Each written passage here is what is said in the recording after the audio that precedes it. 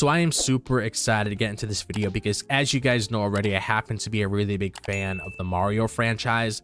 So I thought it was only right that I made a video talking about the impact that Mario had in the gaming industry, because I remember hearing so many stories growing up about Mario when it came to how much of an impact that he had in the gaming industry, especially when it came to platform games. So I am just super excited to give my thoughts on this. I'm going to be having a lot of fun in this video because I just love this franchise so much. So it's going to be very fun discussing my thoughts on this. And we're going to be talking about topics like, the very first game that Mario appeared in, because I feel like that's only right to bring up in this video. We could talk about a lot of the popular Mario games. We could talk about the iconic power-ups within the Mario franchise. We can go more in depth explaining why Mario had an impact in the gaming industry.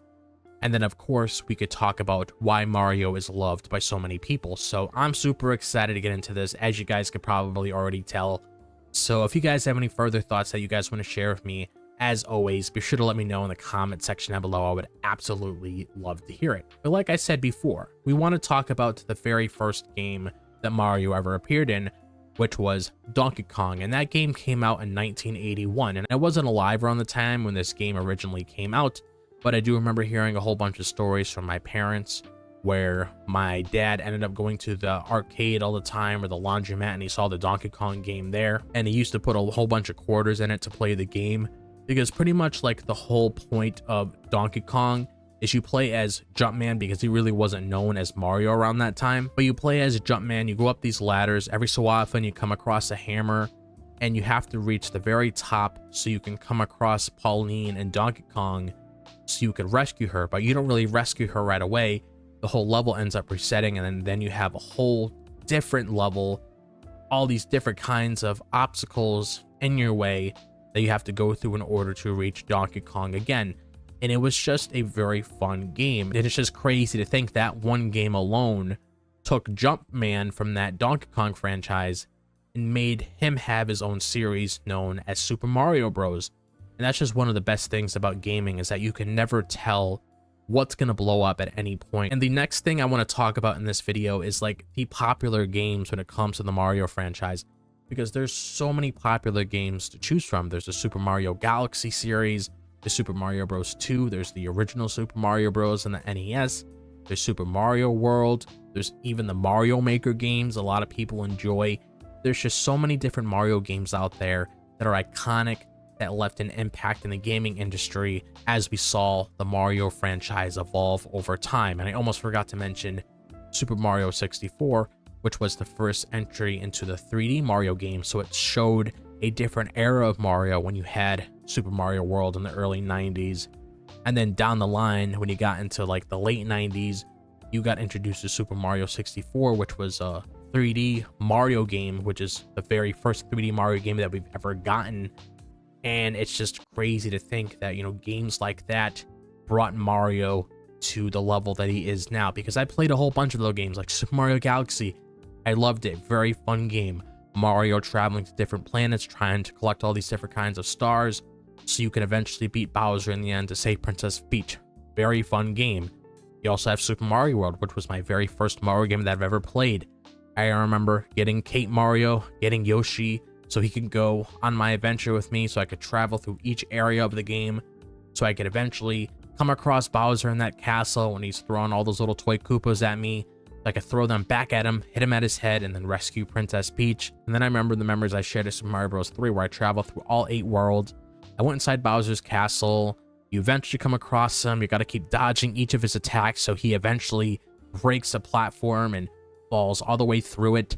There's just like so many things to really call back when it comes to the Mario franchise. And like the best thing about these games that I mentioned is that each of them are different. Like, it's not always the same Mario game. Like when you had Super Mario Bros, like the very first game, you just had Mario come across Bowser, and you had to like dodge like the fireballs and the hammers that Bowser was throwing at you in that level.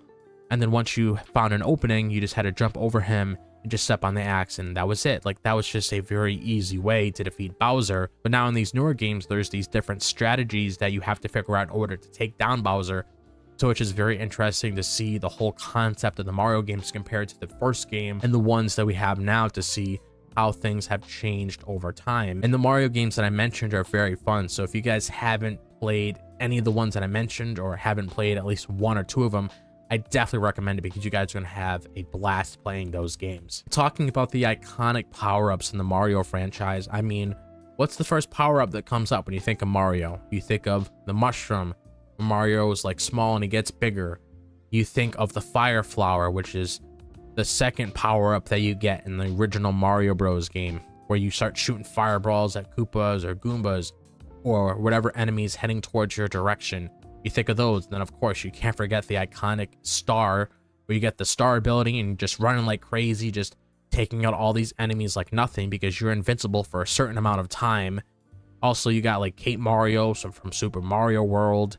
You have the Tanuki suit in Super Mario Bros. 3. You got all these different kinds of like power-ups in like Super Mario Galaxy. There's just a lot of iconic power-ups of Mario that a lot of people can think of. Like if they see a fire flower, they could be like, okay, that's Mario.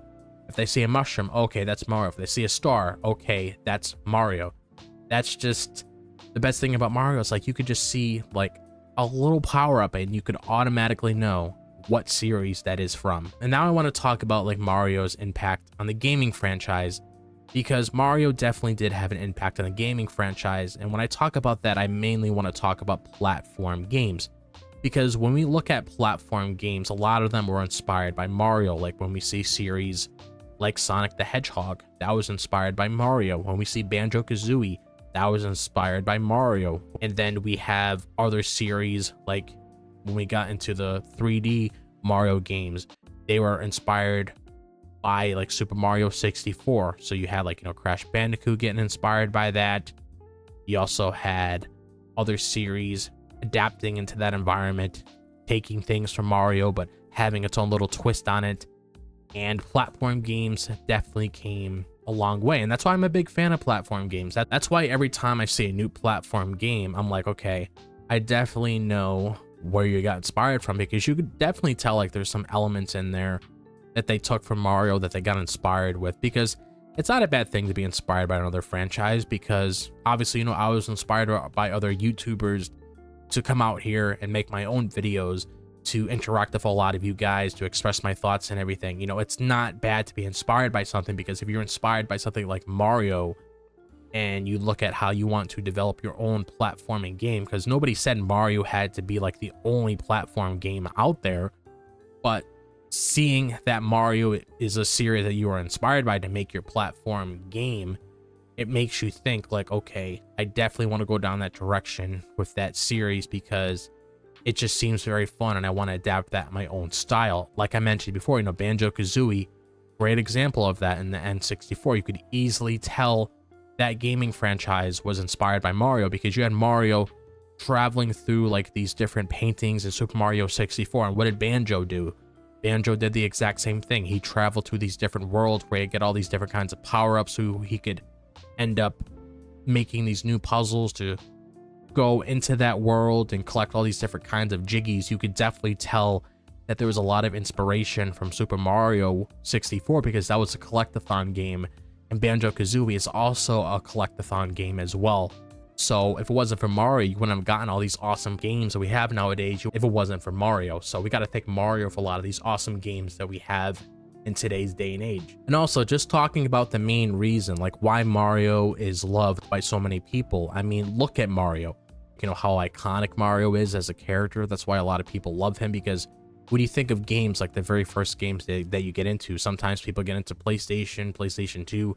Some people start off with Nintendo, and the very first game that they ever played is like Super Mario Bros. Like that's always like the first game that you get your hands on. Like me, for example, my first game was Super Mario World. I had a lot of fun with that game when I played it for the very first time, and I love it so much. And I even made a video giving my thoughts on that because of how much I loved that game and how much of an impact that it had on my life. And you always have like these different kinds of worlds within the Mario games as well, so it's not like the exact same world that you're exploring in every single game.